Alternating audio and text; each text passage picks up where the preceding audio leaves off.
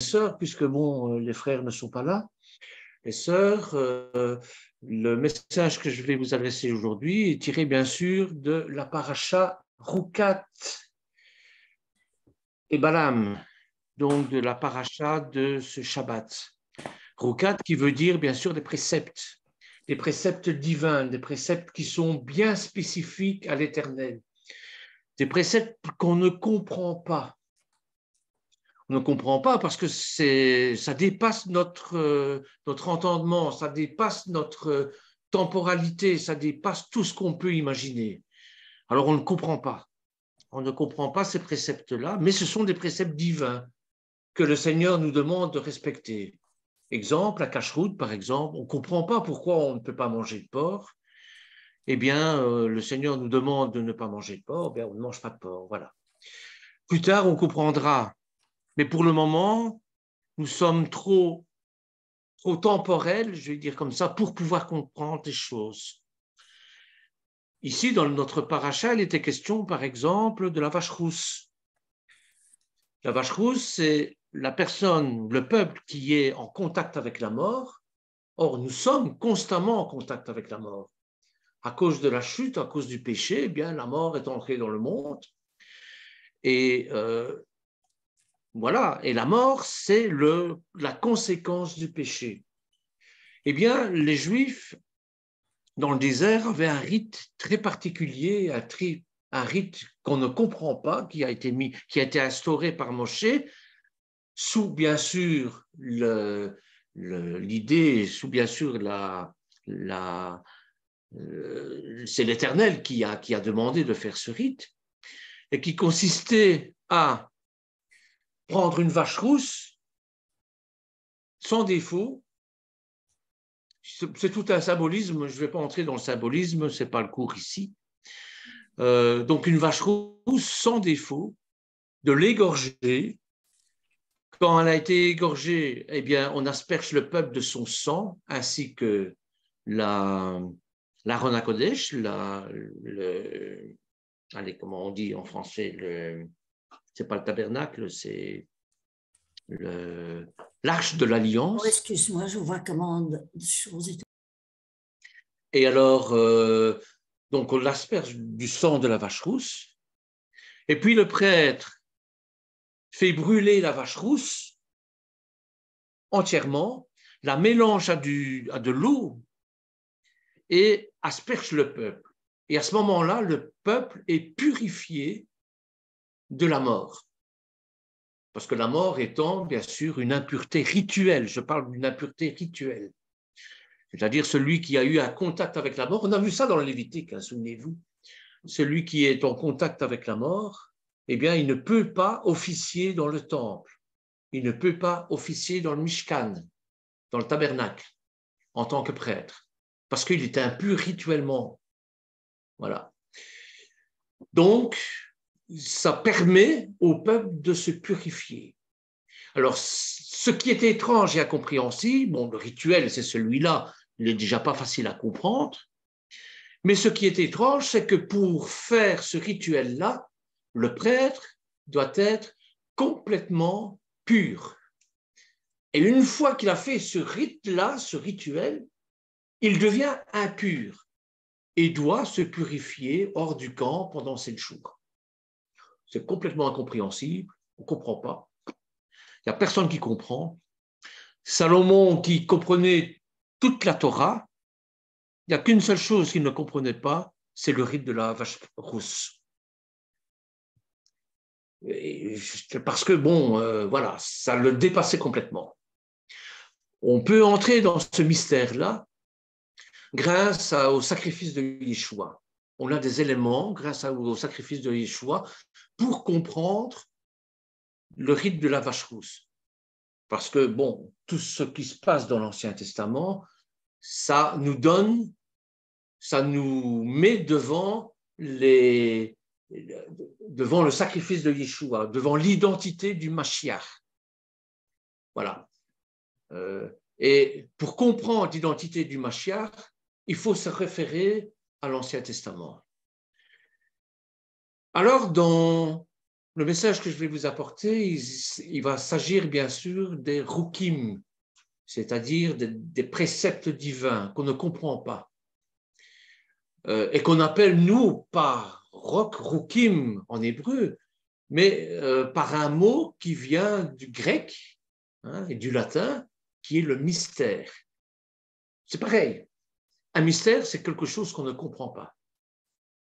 Et vous en avez beaucoup dans la Bible. Hein. Et dans la Brit Hadasha, dans le Nouveau Testament, vous en avez beaucoup aussi. Et on va voir un peu ce que c'est que ce sens de mystère. Le mystère, hein, il y a plusieurs passages des Écritures qui nous parlent de ces mystères. Et ce terme mystère évoque surtout pour nous le mystère caché, les siècles en Dieu, en l'éternel. Vous verrez ça dans Éphésiens, chapitre 3, verset 9. C'est-à-dire que l'assemblée, la Keïla, et on emploie à propos de ce mystère, d'une façon générale, c'est l'Esprit de Dieu qui demeure incompréhensible à notre entendement, à notre raison. Et ce mystère ne peut être connu que dans la mesure et au moment où Dieu décide de nous le révéler, et pas avant. C'est-à-dire que, bon, vous allez lire les Écritures, et chaque année nous relisons la Bible, enfin les 5 livres de Moshé, et il y a des choses qui nous échappent à chaque fois. Mais au fur et à mesure qu'on le lit, la Roua Kodesh nous met sur le cœur des compréhensions. C'est lui qui nous enseigne, c'est la Roua Kodesh.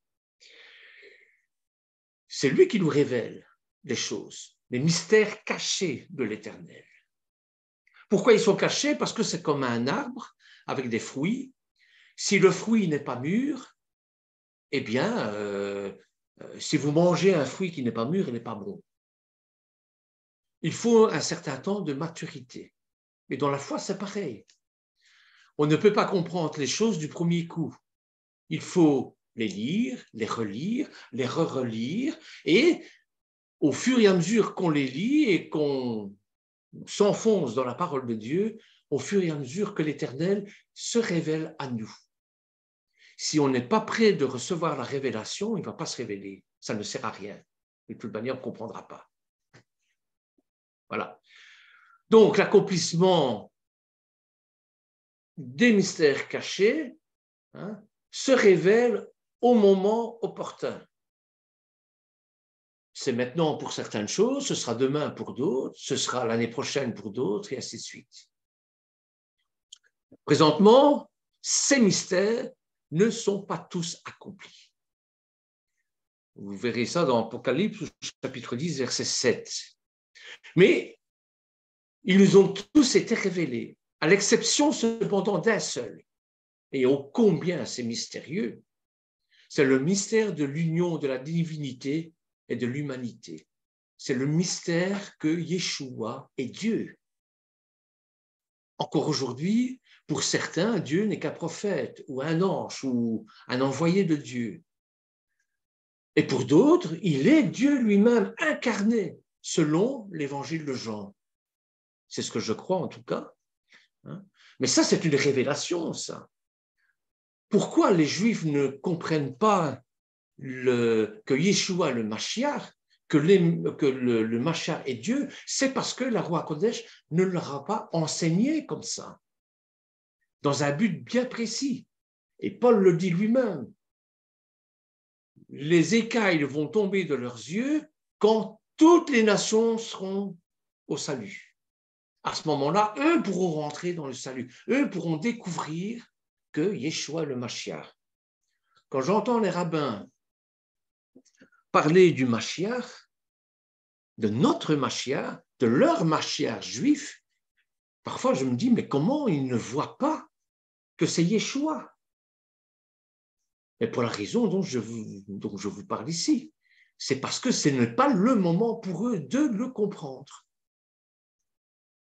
Ça n'empêche qu'ils nous conduisent au Messie, au Mashiach, et c'est à nous à leur témoigner de ce que leur Mashiach juif, pleinement juif, a fait dans notre vie. Alors c'est un petit peu frustrant, je vous l'accorde, parce que c'est eux qui détiennent les secrets, les mystères de la Torah, en partie, et ils n'ont pas droit au salut. Enfin, ils ont droit au salut s'ils reconnaissent Yeshua en tant que sauveur. Ils ne le reconnaissent pas tous, parce que ça ne leur est pas révélé. Alors c'est frustrant parce que vous conduisez quelqu'un à la boulangerie, choisir une pâtisserie, et vous-même, vous n'avez pas le droit d'en manger. C'est ça qui est frustrant. Vous voyez? Donc voilà. Donc ces mystères sont là, bien sûr, en fonction de notre évolution spirituelle, pour nous faire comprendre ce qu'est l'identité du Mashiach. Et le mystère, c'est ça. Ce sont des choses qu'on ne comprend pas. Le mot mystère n'est employé, bien qu'il y ait là, pour nous, un insondable mystère, c'est cette compréhension que Dieu nous garde de chercher à sonder ce qu'il n'a pas trouvé bon de nous révéler, d'enseigner, de garder dans l'arche, comme il est dit en 1 Samuel au chapitre 6, verset 19. Il ne faut pas aller au-delà de ce que l'Éternel veut nous enseigner. Ça ne sert à rien.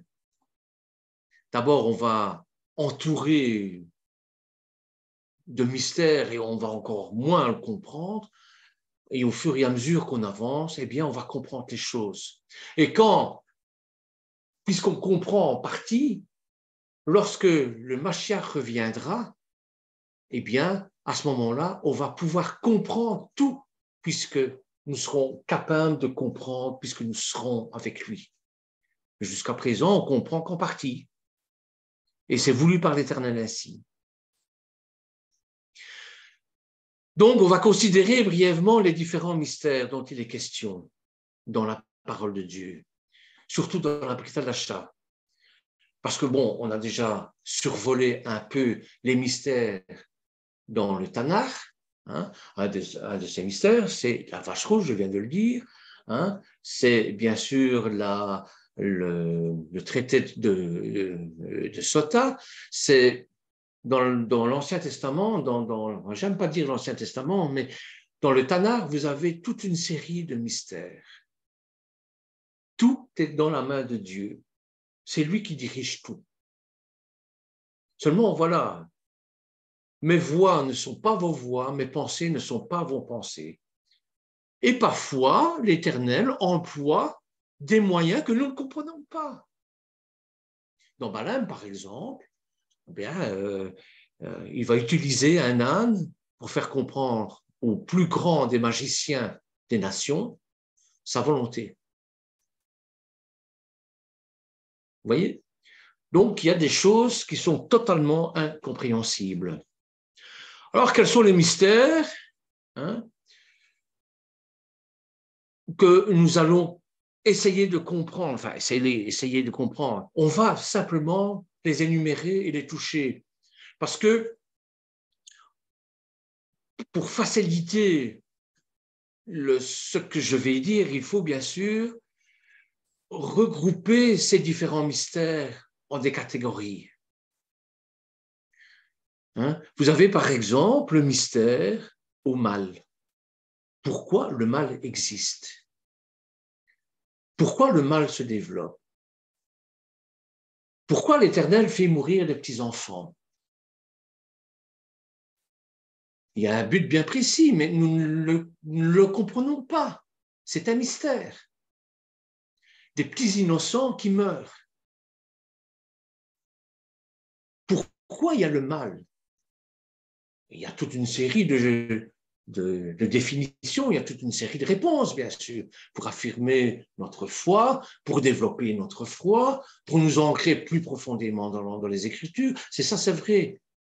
Mais on se passerait bien que le mal existe. Alors pourquoi il existe? Par exemple, hein, le mystère au gouvernement de Dieu. Pourquoi Dieu veut créer un gouvernement, une théocratie, comme on dit, basée sur l'amour du prochain? Vous voyez, ça aussi c'est incompréhensible. Pourquoi des gens parlent en langue? C'est un mystère aussi. Le véritable parler en langue, hein, c'est un dialogue entre Dieu et celui qui parle en langue. Pourquoi? Et bien sûr, la personne d'extérieur ne comprend pas ce langage-là. Certains disent que c'est le langage des anges. Peut-être. Alors pourquoi faut-il parler en langue, par exemple? Vous voyez, c'est tous des mystères. Le mystère aussi qui constitue l'ensemble des secrets de l'Éternel. On peut entrer dans la parole de Dieu comme on veut, mais il y a des secrets qui restent des secrets, qui ne nous sont pas dévoilés. Et s'ils nous sont dévoilés, eh bien, on ne peut pas les enseigner parce que ce sont des secrets et personne n'y comprend rien. C'est ça le mystère. Le mystère qui a trait, par exemple, à la personne et à la gloire du Fils de Dieu, de Yeshua, du Mashiach. C'est un mystère. Pourquoi Yeshua a dû monter sur une croix pour nous pardonner, pour pardonner nos fautes, hein, pour avoir la vie éternelle et nous la donner? Pourquoi? Il n'y avait pas un autre moyen que celui-là. Tout ça, ce sont des mystères. Le mystère concernant le Mashiach, qui est l'assemblée, proprement dit, la Keïla. Le mystère de la Keïla aussi, c'est un mystère. Alors, il y a des métaphores, on emploie des métaphores. La Keïla, c'est comme un corps humain. Le corps, on peut le voir, avec une tête, des membres, et ainsi de suite. Hein, il y a une très belle tirade dans les Écritures qui dit que le doigt ne doit pas dire au pied, j'ai pas besoin de toi. Nous avons besoin des uns des autres. Et le tout, dans nos différences, forme le un, l'unité. Mais c'est un mystère, tout ça. Je ne sais pas si vous êtes d'accord avec moi, mais c'est comme ça que je ressens les choses, bien sûr. Oui, oui, jusqu'à maintenant, oui. Le mystère du royaume. Pourquoi créer un royaume? Un royaume, ça veut dire un roi des sujets. Alors, bien sûr, on peut aller très profondément avec ça. Hein? Lorenzo le Seigneur lui a mis sur le cœur ce qu'était le livre de l'agneau, qui est entre nous la composition du royaume, avec des serviteurs, avec des fidèles et avec des élus. Et ça fait partie d'un ensemble qu'on appelle le livre de vie.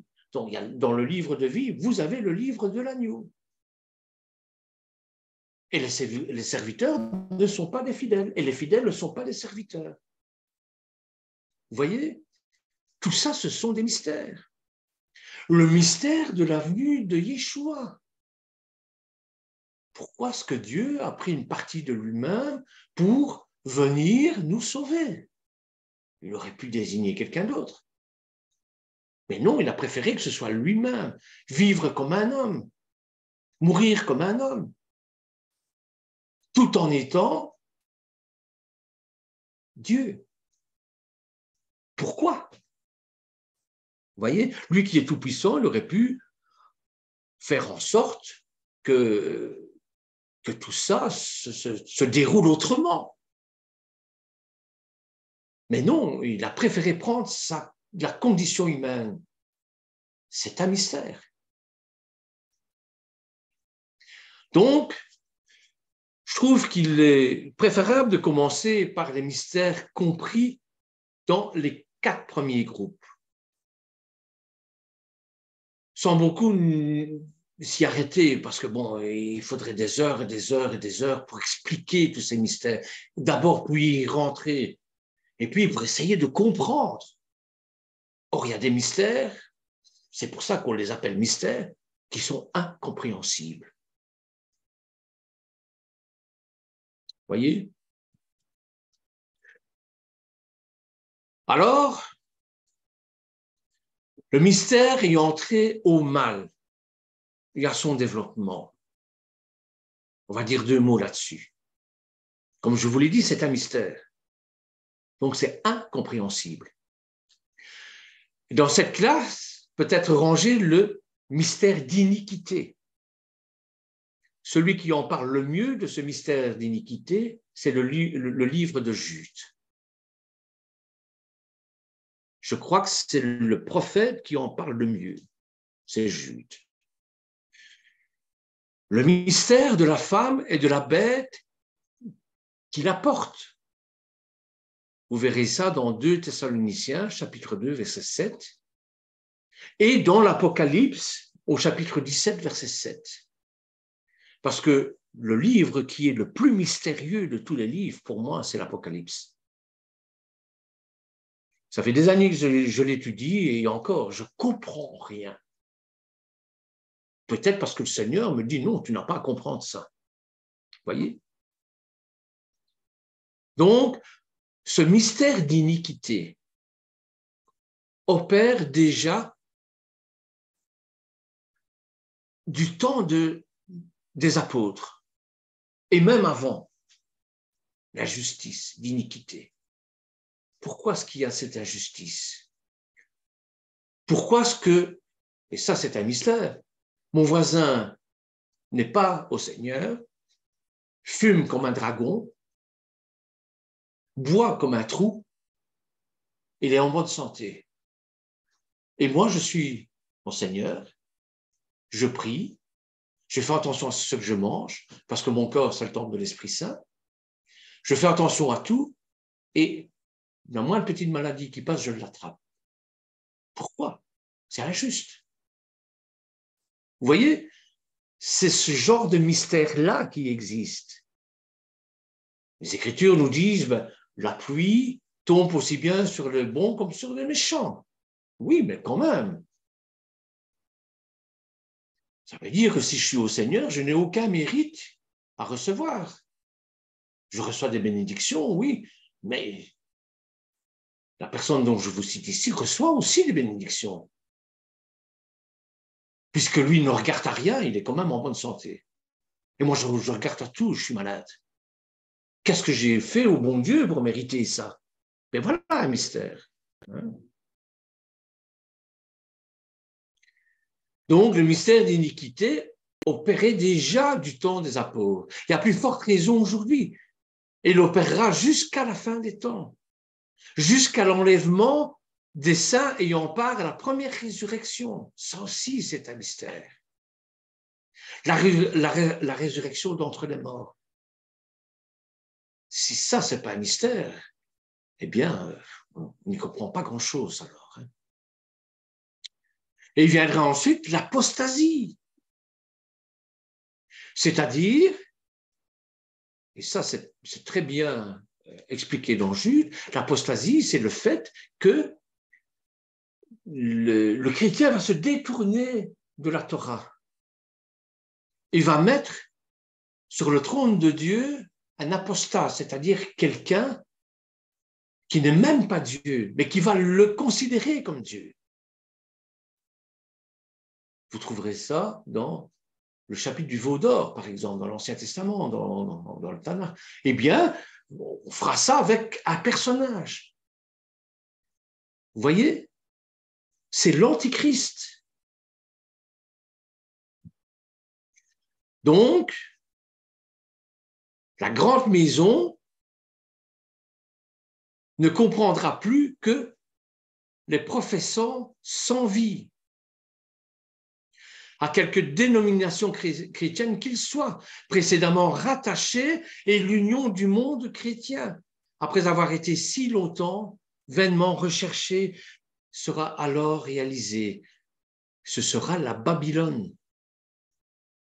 C'est-à-dire, à la fin des temps, il n'y aura que des enseignants, mais qui ne vont pas enseigner la sainte doctrine, qui vont enseigner des choses agréables à l'oreille. Pourquoi on s'attache à des choses qui nous font plaisir et pas la sainte doctrine qui est la vérité? C'est un mystère aussi, ça. Vous voyez? Donc, la Babylone orgueilleuse, riche, puissante, dont nous parle le chapitre 17 et 18 de l'Apocalypse. La corruption idolâtre de la religion chrétienne. Ici, je ne vais parler que de religion chrétienne, de l'esprit de religiosité qui va être toléré par l'Éternel. Mais pourquoi la tolérer au lieu de l'éradiquer, au lieu de la détruire, de détruire le serpent dans l'œuf? C'est un mystère. Pourquoi Dieu tolère ça, accepte ça? Lui qui est tout-puissant n'a qu'un mot à dire, une pensée à y mettre. Et c'est terminé. Et cette religion, donc cette corruption idolâtre, va atteindre son apogée à ce moment-là et figure parmi la grande prostituée, ce qu'on appelle la grande prostituée du chapitre 17 de l'Apocalypse, sur le front de laquelle est écrit un nom: Mystère Babylone la grande, la mère des prostituées et des abominations de la terre. Chapitre 17, versets 1 à 7 de l'Apocalypse. Vous voyez, c'est un mystère.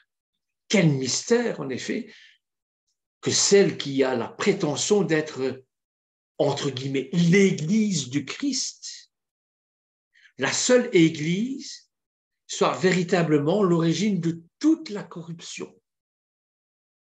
Ecclésia, qui veut dire Keïla en hébreu, qui veut dire assemblée. Assemblée qui est tirée des croyants en Yeshua et qui va devenir la Babylone, la grande prostituée. C'est à n'y rien y comprendre, frères et sœurs.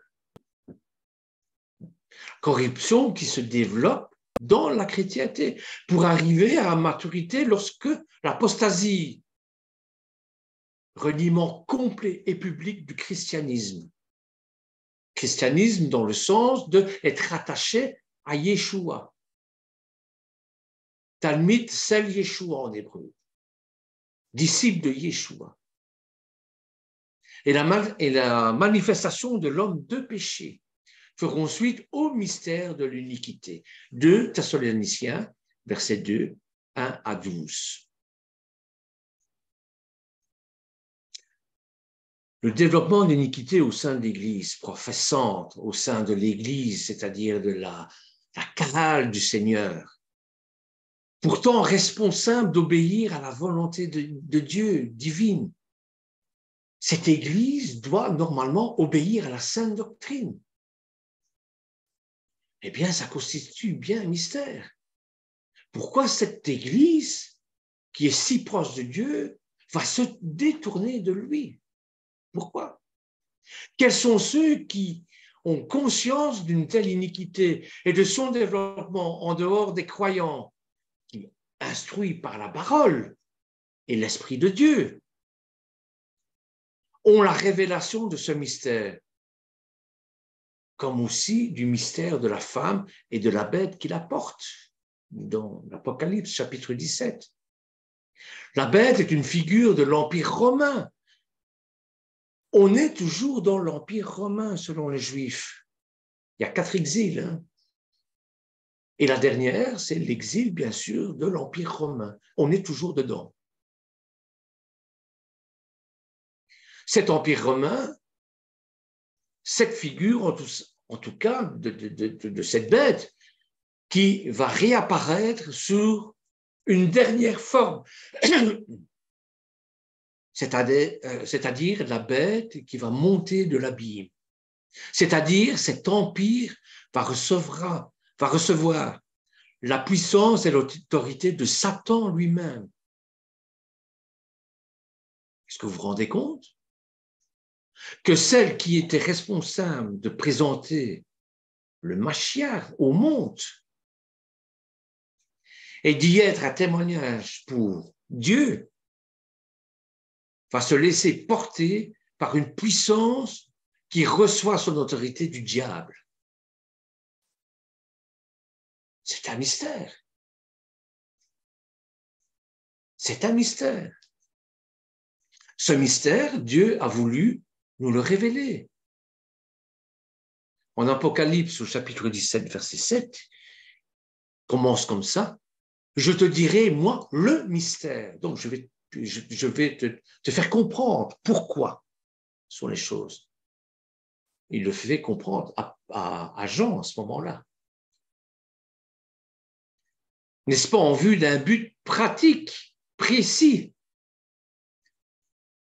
Lequel? Eh bien, sortez du milieu d'elle, mon peuple, afin que vous ne participez pas à ses péchés et que vous ne receviez pas de ses plaies. Au chapitre d'Apocalypse, chapitre 18, verset 4. Voilà pourquoi le Seigneur nous montre ce mystère de l'apostasie de l'Église.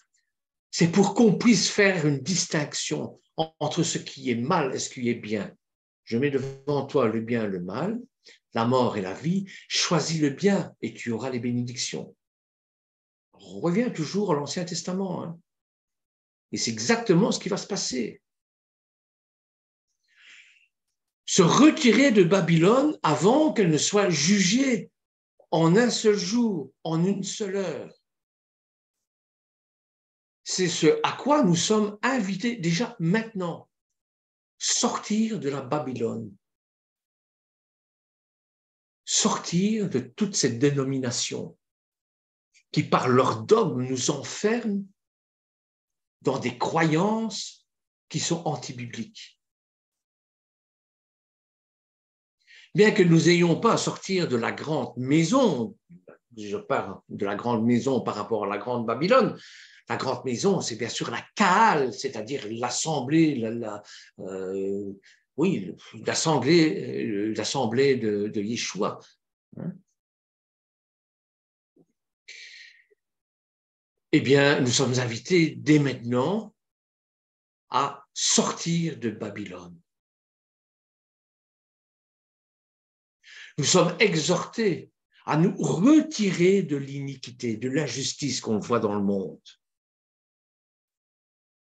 Et c'est d'abord une responsabilité individuelle. Afin de poursuivre la justice, afin de poursuivre la foi, afin de poursuivre l'amour, la paix, avec ceux qui invoquent le Seigneur d'un cœur pur. J'invente rien, c'est dans 2 Timothée, chapitre 2, versets 19 à 22. C'est-à-dire, dans tout ce monde, eh bien, il va toujours rester un reste, une oligarchie qu'on appelle ça. Un petit reste qui va se conformer à la parole de Dieu. C'est pour ça qu'elle n'est jamais détruite. Les autres vont se fourvoyer, les autres vont se tromper, les autres vont suivre la grande Babylone parce qu'ils vont être séduits. Tout le monde sera séduit, même les plus fervents saints vont être séduits. Mais il y aura toujours un petit reste. Un petit reste qui est issu du livre de l'agneau. Où il y aura ce petit reste des fidèles, des élus et des serviteurs. Et c'est ce petit reste qui va sauver le reste. C'est un homme qui a sauvé l'humanité. C'est Dieu incarné dans un homme. Ce n'est pas des hommes, c'est un homme. Yeshua. Ça va, c'est pas trop compliqué? Non, non, ça va, Bernard, merci. C'est ainsi que se trouve rassemblé le peuple de Dieu. Mon peuple, comme dit l'Éternel. mon petit reste. Vous voyez? Alors, devenons ce petit reste. Et ce n'est pas facile, bien sûr. Pourquoi ce n'est pas facile? Parce que nous ne comprenons pas tout. Parce que nous sommes bien souvent dans l'ignorance. On croit savoir, on ne sait rien. C'est quand on s'aperçoit qu'on ne sait rien que l'Éternel nous révèle les choses. Voilà. Celui qui croit tout savoir, alors là, il est perdu. C'est ça le mystère aussi. C'est ça le mon peuple lorsque l'Éternel parle de son peuple. C'est dans la séparation de tout mal. Ne participant pas au péché. C'est d'abord une chose. Il y a des gens qui commettent des péchés, mais qui n'ont pas conscience de commettre des péchés. Une femme qui avorte pour le bien de son enfant, pour son futur, etc., eh bien, aux yeux de la société, et à ses yeux peut-être, elle n'a pas l'impression de commettre un péché. Or, tu ne tueras point. C'est un des commandements. Point. Vous voyez? C'est ça. Donc, dans la séparation de tout mal, ne participant pas au péché, de cet ensemble qui va être manifesté. Et après l'enlèvement, on parle de l'enlèvement, mais moi je parlerai plutôt de la protection de la femme dans le désert. Mais ça, Lorenzo vous en parlera lui-même. Que Satan va pourchasser et va essayer de détruire sa descendance, ce petit reste. Parce que le but de Satan, c'est ça. C'est de nous maintenir dans une ignorance pour pouvoir nous diviser et ne pas accomplir la volonté de Dieu. C'est quoi la volonté de Dieu? C'est de construire son royaume. Voilà, c'est ça. Vous voyez? Donc, c'est ça, c'est ce petit reste qui va être dans la séparation de tout mal, ne participant pas au péché de l'ensemble qui va être manifesté après que la femme ait été dans le désert pour être protégée. Et c'est pour ça qu'il nous est dit que la femme va écraser la tête du serpent, la tête du mal. C'est-à-dire la vraie Église. Et comme Babylone la Grande, et qui déjà en revêt de si nombreux caractères.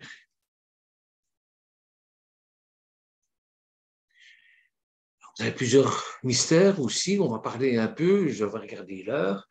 Le mystère relatif au gouvernement de Dieu.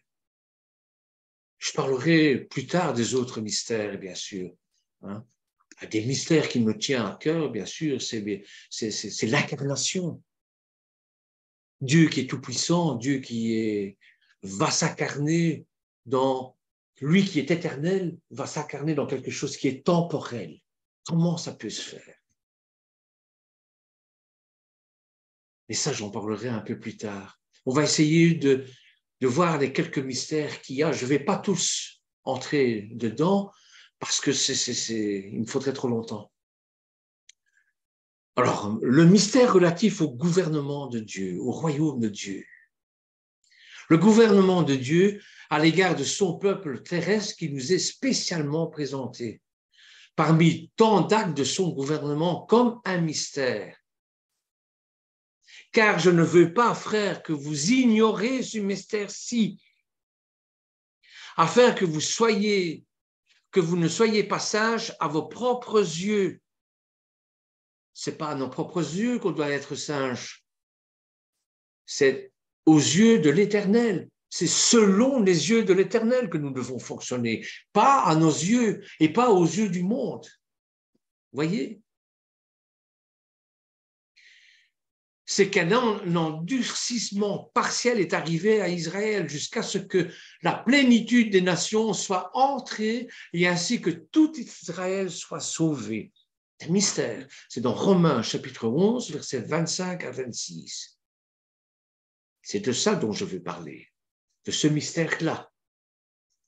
Je vous le disais en introduction, les Juifs ne reconnaissent pas Yeshua parce que ce n'est pas le moment. Il faut que toutes les nations soient entrées dans le salut pour qu'ils puissent revendiquer le salut. C'est un mystère. Pourtant, eux, ils détiennent les clés de la Torah. Mais ils ne seront pas sauvés tant que les nations ne seront pas sauvées. C'est pour ça que je vous parlais de frustration tout à l'heure.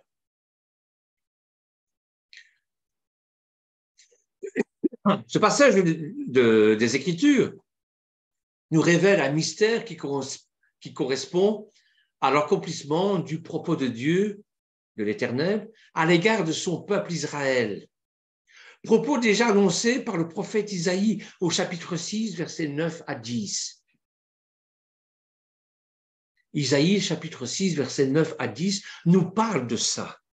Nous parle du salut d'Israël. Nous parle du salut du peuple de Dieu. Puis ça a été confirmé par le Seigneur lui-même, par Yeshua, alors qu'il était ici-bas, rejeté par son peuple. Vous verrez ça dans Marc, chapitre 4, verset 12. Un endurcissement partiel est arrivé à Israël, de sorte qu'Israël est mis de côté en tant que témoignage de Dieu. Il devrait en être ainsi afin que la Brit Hadasha, l'évangile, la Bessora Tova, puisse être prêché aux nations. C'est dans ce but-là. Désormais responsable de maintenir le témoignage de Dieu dans ce monde. C'est les nations qui vont maintenir le témoignage de Dieu dans le monde. Ce témoignage, c'est ce que je vous disais, c'est ce que le Mashiach a fait dans notre vie, qui doit être un témoignage pour tout le monde. Et pour le peuple juif, ce peuple qui est la matrice du Mashiach, ce peuple qui est la matrice du Messie que nous reconnaissons en Yeshua.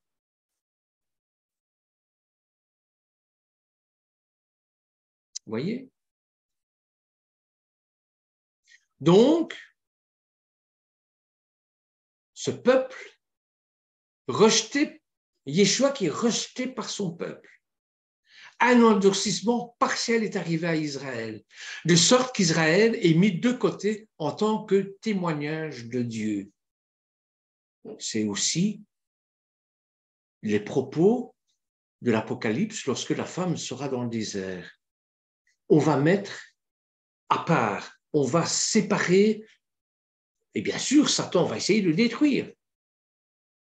On va mettre à part la femme et sa progéniture, et sa descendance, ce petit oligarchie, ce petit reste, pour justement que les nations puissent être sauvées. Et après viendra le tour d'Israël.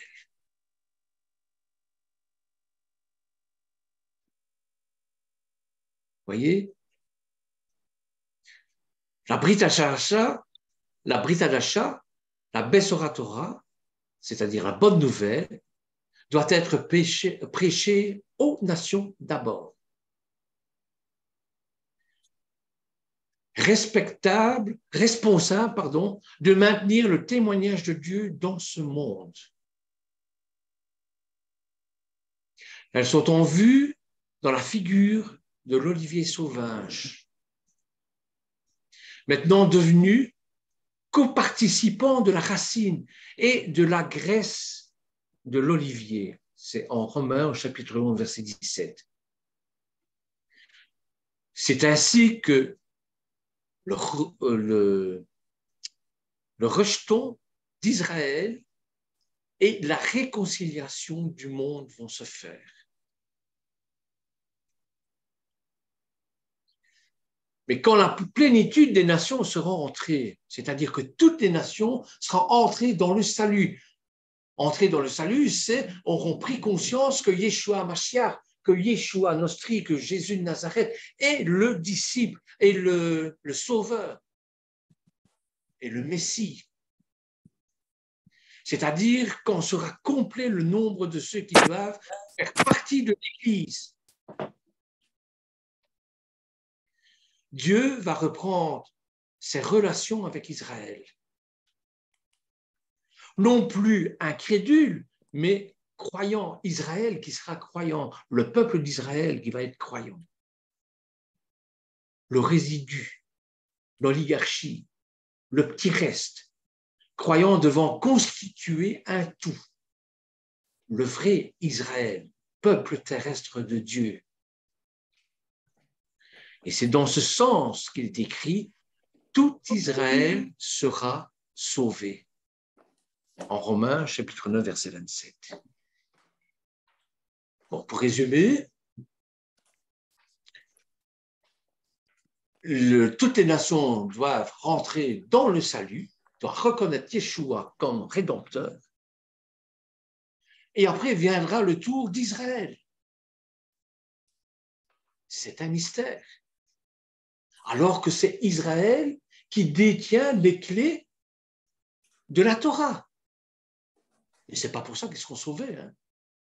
Il faut d'abord que ce soit les nations, et après Israël. Ça ne veut pas dire pour ça qu'il n'y a pas des Juifs qui reconnaissent Yeshua comme leur sauveur.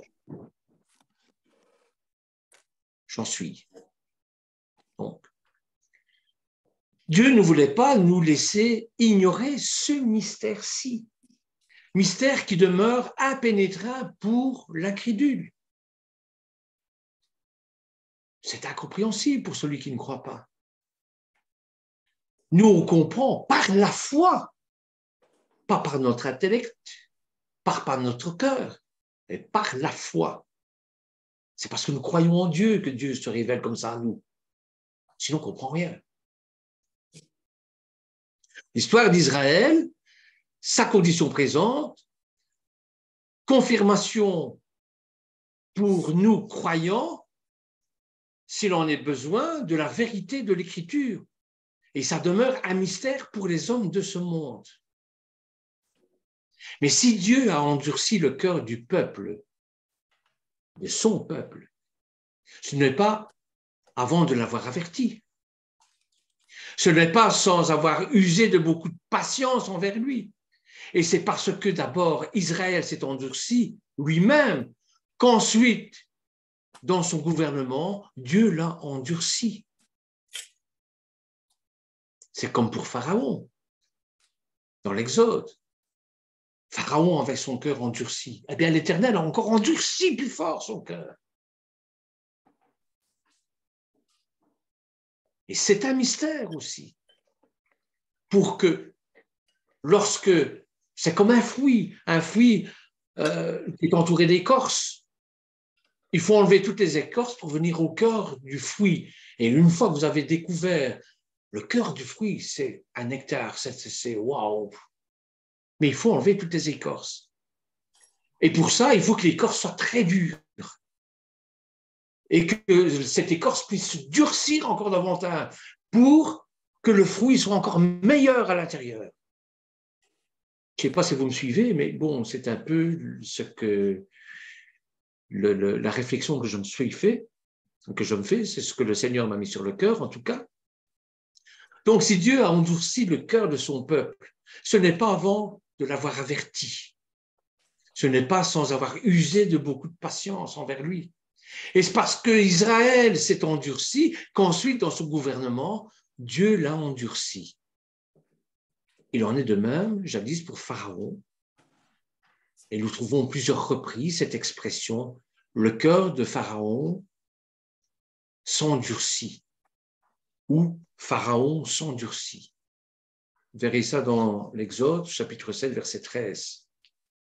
Voyez. Et on lit la suite. Et l'Éternel endurcit le cœur de Pharaon, chapitre 9, verset 12, ou encore, j'ai endurci son cœur et le cœur de ses serviteurs. Pourquoi? C'est ça le mystère. C'est ça que nous ne comprenons pas.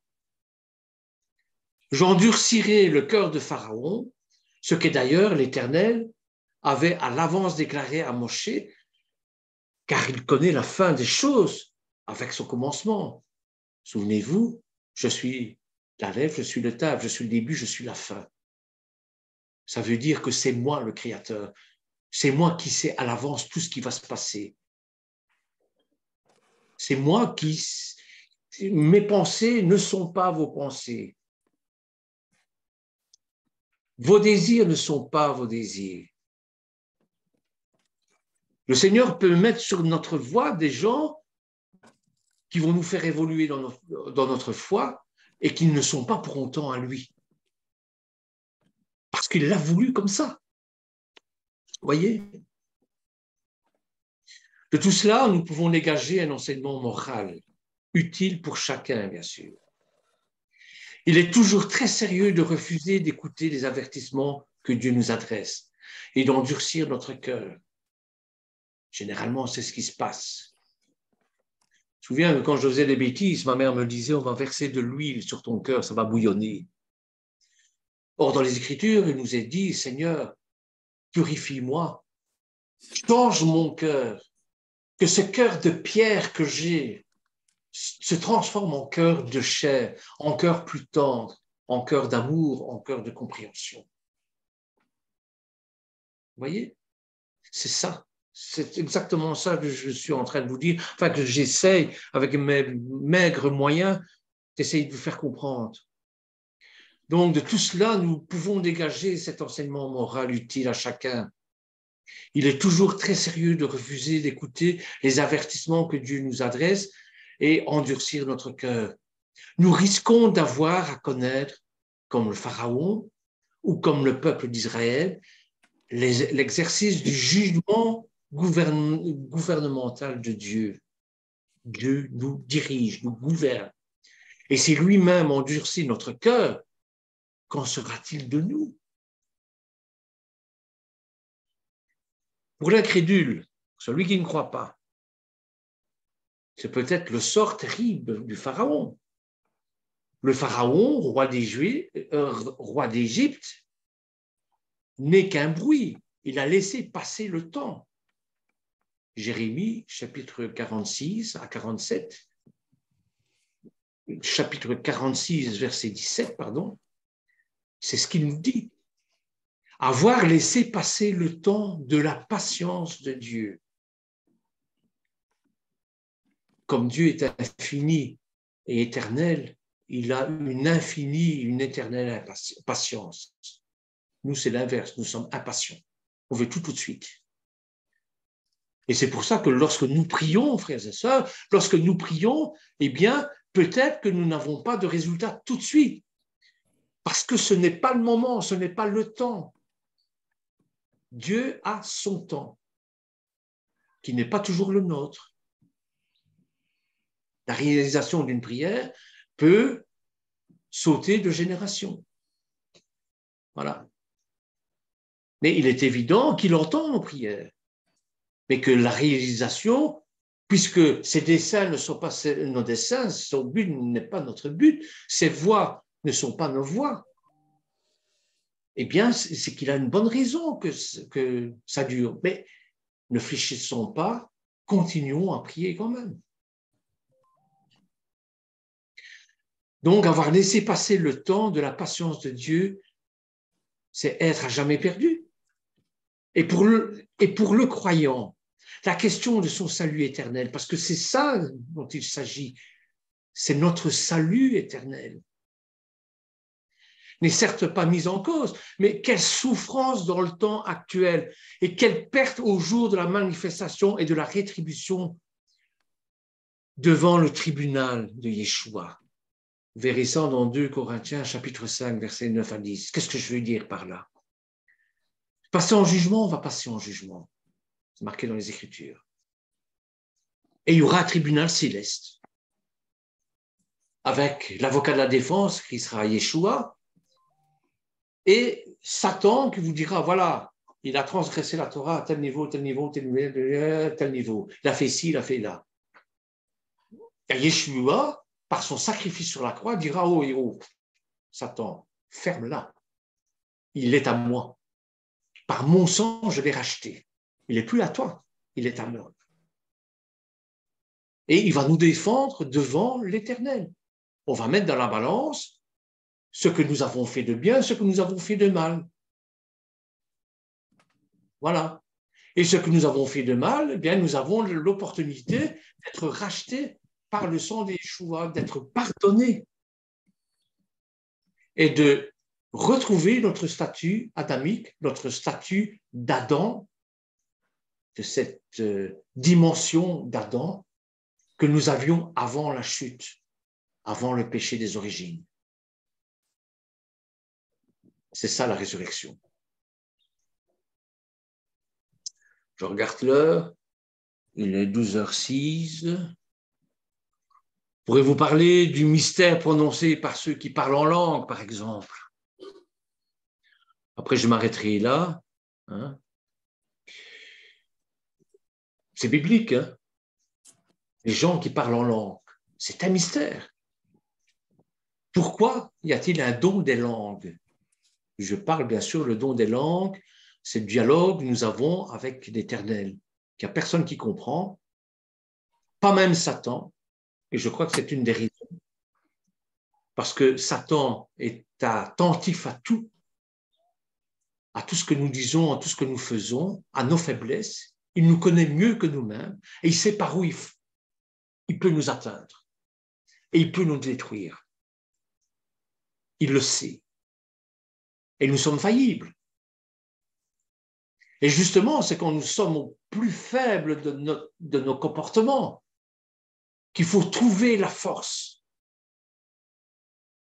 Et ça, c'est très difficile. Vous voyez? Alors, l'apôtre fait observer aux Corinthiens que les langues sont purs signes. Ce sont des signes. Non à ceux qui croient, mais aux incrédules.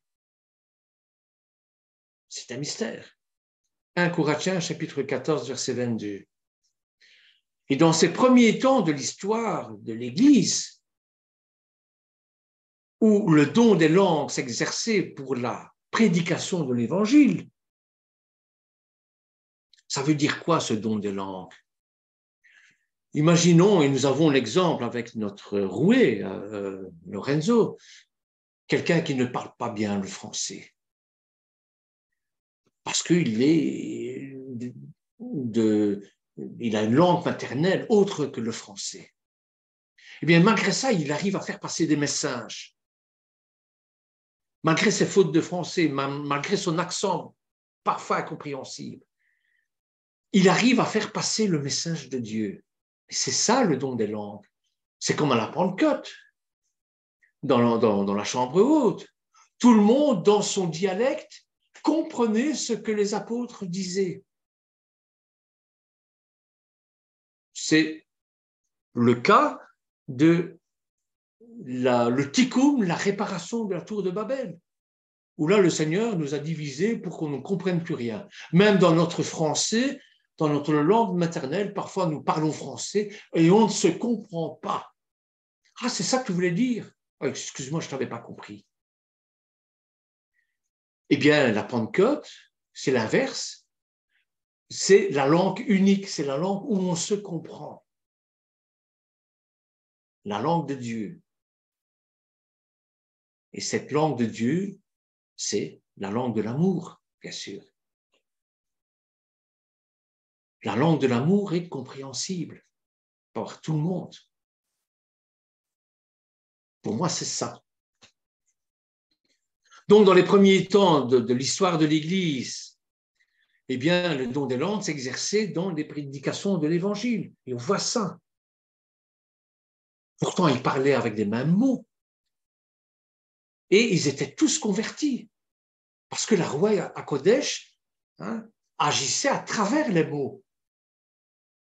Dieu a créé le monde par la parole. C'est ça que ça veut dire aussi. Vous voyez? Donc, les envoyés du Seigneur pouvaient être ainsi reconnus comme parlant de sa part et le don s'exerçait en vue de l'utilité. Les auditeurs entendez l'évangile, la Besora Tova, la bonne nouvelle, chacun dans sa propre langue. Qui aujourd'hui peut dire qu'on ne connaît pas la Bible? Ça a été traduit dans toutes les langues du monde entier. Mais pourtant, on ne la comprend encore pas. On ne comprend pas le message profond, le sens des mots. C'est ça qui est très difficile. Plusieurs, probablement, pour se faire valoir, parlaient des langues dans l'assemblée, bien que leur auditoire n'était pas à même de les comprendre. Il y a des prophètes qui sont incompréhensibles. Prophète Ézéchiel, incompréhensible. Pourtant, il parlait l'hébreu. Parfois, dans mes enseignements, je suis incompréhensible. Je dois faire des efforts pour adapter mon dialogue à mon auditoire. Sinon, ça ne sert à rien. Vous voyez? Donc, il ne parlait donc pas aux hommes, mais à Dieu. Et personne ne les comprenait. En esprit, il prononçait des mystères, comme on dit. Ce qu'il disait était peut-être excellent en soi, mais n'était d'aucun profit pour l'Assemblée, puisque personne ne comprenait. Or, l'apôtre insiste sur ce point. Toute action dans l'Assemblée doit être en vue de l'édification. Si je vous parle une langue que vous ne comprenez pas, à quoi ça sert? Si vous ne comprenez pas ce que je dis ici maintenant, à quoi ça sert? C'est inutile ce que je fais. Ce n'est pas rendre service à l'Éternel, ce n'est pas servir l'Éternel, ce n'est pas vous rendre service. Et comme Anne a très bien dit dans sa prière, il faut que la Roua HaKodesh puisse, à travers mes mots, simples ou compliqués, on s'en fout, mais à travers mes mots, puisse vous édifier. Ce n'est pas ma parole à moi qui doit être au sommet. Il y a des frères qui parlent d'une manière simple, limpide, mais qui ont de l'effet sur nous. C'est ça le don des langues. Voyez?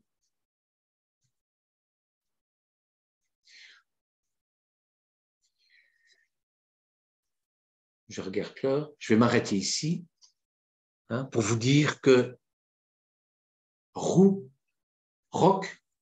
Rukat, la paracha Rukat de samedi, donc ce sont des préceptes divins qu'on ne comprend pas.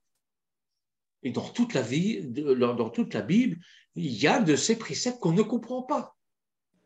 Manger cachère, la vache rousse, bon, j'en passe, des meilleurs. Pourquoi Dieu s'est incarné? Pourquoi il a souffert le martyre comme un humain? Pourquoi le mal? Pourquoi le mal dans le monde? Pourquoi il y a des bébés qui n'ont rien demandé à personne qui meurent ou qui souffrent, qui ont des cancers, qui ont un tas de choses? Pourquoi? C'est incompréhensible. C'est ça le mystère divin. Ce mystère qui nous demande de faire confiance en l'Éternel. Et ce n'est pas facile. C'est loin d'être facile et évident. Comment voulez-vous que je fasse confiance à quelque chose que je ne vois pas, que je n'entends pas, mais auquel je crois? Comment expliquer ça? C'est un mystère. Pourquoi moi je crois? Pourquoi ma femme ne croit pas? Oh, elle a entendu parler d'Yeshua, elle a entendu parler de la Bible, elle a entendu parler mais parce que c'est un mystère. Et pourquoi le Seigneur l'a mise sur ma route? Pour mon édification, parce que ce que je suis ici aujourd'hui devant vous, c'est grâce à elle, parce que dans la pensée thoraïque, dans la pensée juive, c'est la femme qui fait l'homme. C'est la femme, la kala, qui fait l'homme, qui fait son mari. Mais avant elle, c'est la mère qui fait de l'homme. Et c'est la femme qui parachève. Donc, ce que je suis devant vous, c'est un mystère. C'est ma femme, c'est grâce à ma femme.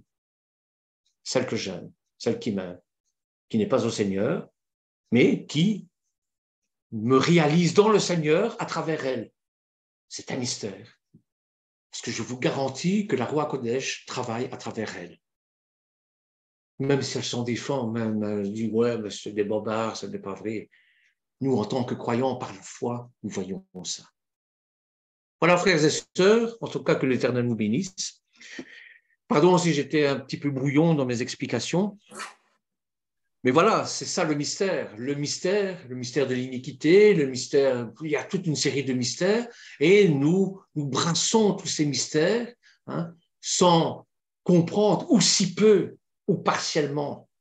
Mais je vous assure que quand le Mashiach reviendra, tout sera clair et net. Je vous souhaite un bon après-midi, un bon appétit. Que l'Éternel vous bénisse, en tout cas, très fort. Voilà. Amen.